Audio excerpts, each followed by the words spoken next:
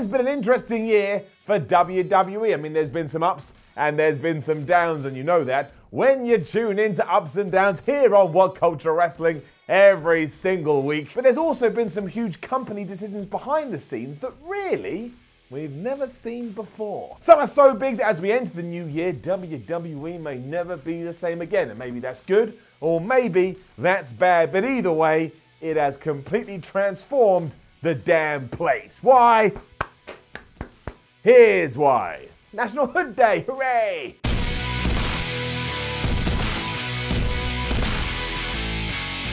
Naturally, the biggest shift in WWE in 2010 was the sheer amount of cash they secured themselves for the next 5 years. Because yes, in October 2019, when Raw stays on the USA in a brand new deal and SmackDown moves to Fox, the WWE are going to take $2 billion and throw that into their bank account. $2 billion. Do you know what you could do? With $2 billion, you could buy a gold chicken and attach it to your damn face. This is otherworldly. It not only secures their short-term future, but will also drastically change what we see on TV until maybe around 2024. Whether you like what we're getting programming-wise at the moment is kind of irrelevant, because at least for a little while, WWE actually doesn't have to worry about it all that much. I mean, they're not trying to put on bad TV. Every time I see a Reddit thread or a tweet where some person goes, I think Vince McMahon deliberately wants to put on television, I raise my eyebrow, because there's no way that's true. But when you know you're financially secure for a pretty long time, you can put your feet up a little bit and you can have a little bit of a leeway. You don't have to worry too much about continuity or solid stories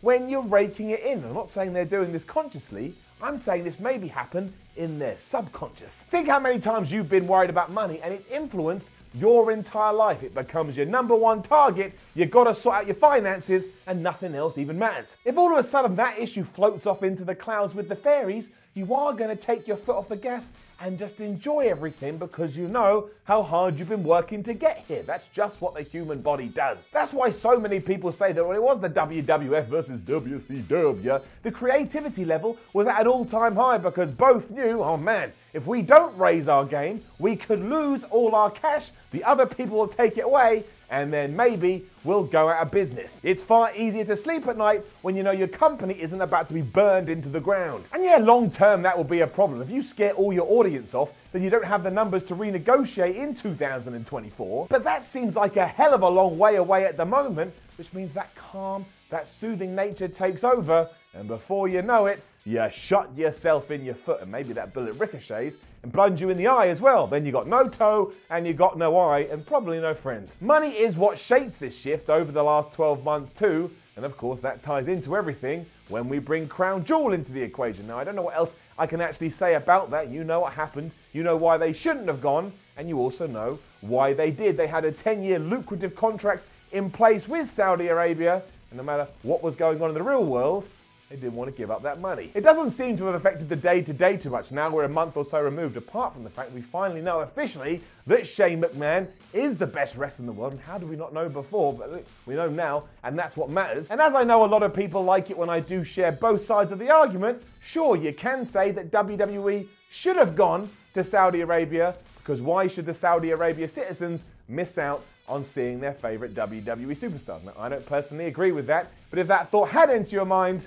I've thrown it out there for everybody to hear. What we can't debate is the reason WWE went. Again, they'd struck a deal, they didn't want to break that deal. So outside of the obvious, why would the company be so desperate to get as much money in the bank, see what I did there, as possible? It may sound a little far-fetched, but it could have something to do with the XFL. McMahon may be putting his own cash into it, but that's far easier to do when your successful wrestling promotion is making more moolah than it ever has done. And it's a standard business approach. You're more likely to succeed or more likely to stay afloat if you have the extra funds to continue putting in after you launch something brand new. That happens all the time. So many successful businesses say, well, in our first, second or third year, we actually made a loss, but we had the profits elsewhere to back this up. WWE, XFL. They kiss. And who knows, we all ask the question about when Vince McMahon will call it a day, and maybe his plan is actually to do this until he physically can't do it anymore. And if that is true, more power to him. But if the XFL did explode and he can finally prove to everyone that he's more than just the greatest wrestling promoter of all time, wouldn't that be a good way to go out? Is McMahon creating his own exit strategy where he's not only going to line his own pockets, but also flip everybody off that ever dared doubted his grapefruits. To me, something is absolutely happening behind the scenes, because again, everything's transformed. Then of course there's the new agenda that's recently landed on WWE's table, which is exactly the same as the old agenda for around about 30 years ago.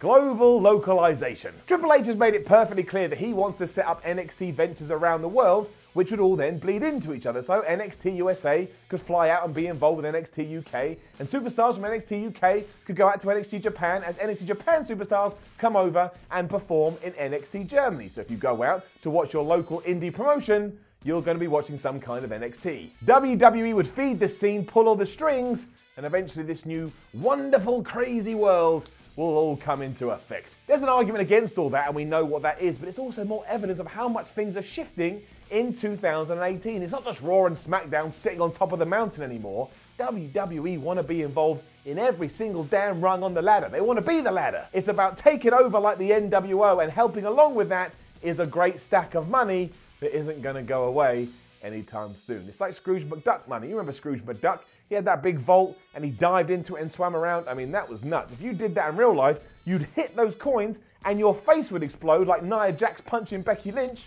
But there's your PSA for you. I've warned you now. Don't jump in to giant pools of coins. This has already begun too when you remember the recent news about the changes to WWE NXT UK talent. Now, I will come out here and say I don't actually agree with all these people that are going, oh, they sold out, because I don't believe in selling out. If this is good for the wrestlers and they like it and they got a pay rise and they feel like something they've worked towards, well, they're damn right allowed to make that decision. But it does seem as if the WWE has a bigger hold of the United Kingdom than they ever had before. And also that doubles up with the extra rumours that yes, if one of these promotions that's affiliated with them ever wants to sell, WWE has first dibs if that scenario ever becomes a reality. So WWE could buy them all up. Aside from the rise of WrestleMania, or when the Attitude Era just destroyed everybody's lives with ease, 2018 really has been one of the most transformative years in ages, and one I think we're going to look back on one day and be incredibly intrigued about what it sparked for the future. Is this the period where everything changes, or am I being an overbearing and an overexcitable son of a, you know the word. Watch this space, because we're going to find out one way or the other as we get on this crazy roller coaster known as wrestling in 2019. Now, don't forget to leave a comment below and let us know what you think about all of this. Like, share, and subscribe. But really do go share it around. Throw it in people's faces. Head over to whatculture.com and read yourself some articles. And you can follow What Culture at that Twitter at WhatCultureWWE. My name is Simon from What Culture. Thank you very much for watching. And remember, it's National Hood Day. That means whenever you leave your house, your hood must be up. Otherwise, you're being disrespectful to absolutely nobody, because I made up National Hood Day. Just every now and then, I like to do a video with my hood up because I'm a weird dude, I'm a weird guy. That's it. #weird. See you soon.